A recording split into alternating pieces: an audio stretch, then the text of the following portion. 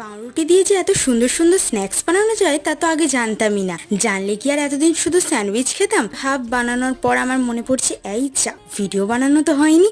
তো এখানে জাস্ট তেলে ভাজাটাই দেখাচ্ছি। এটা পুরোটাই পাউরুটি দিয়ে তৈরি, আরও কিছু মশলা দিয়েছি।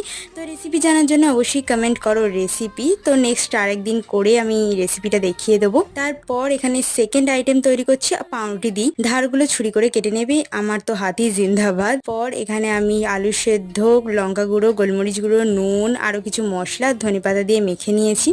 দেন দেখো এত সুন্দর সুন্দর স্ন্যাক্স তৈরি হয়ে গেছে সন্ধ্যের জন্য। শুধু পাউরুটির স্যান্ডউইচ খেয়ে খেয়ে বিরক্ত হলে এইরকম করে নিতেই পারো, টমেটোর সস দিয়ে পরিবেশন করতেই পারো। নেক্সট দিন সন্ধ্যেবেলা বোন এনেছিল এই মোগলাইগুলো, আর এই দোকানের মোগলাই খেতে আমি আর মা ভীষণ ভালোবাসি। দুটো চাটনি, স্যালাড সবই ছিল। তোমরা কে কে মোগলাই খেতে ভালোবাসো অবশ্যই সেটা কমেন্ট করে জানিও। এরকম আরও মিনি ব্লগের জন্য সাবস্ক্রাইব করে রাখো। Thank you for watching, bye by.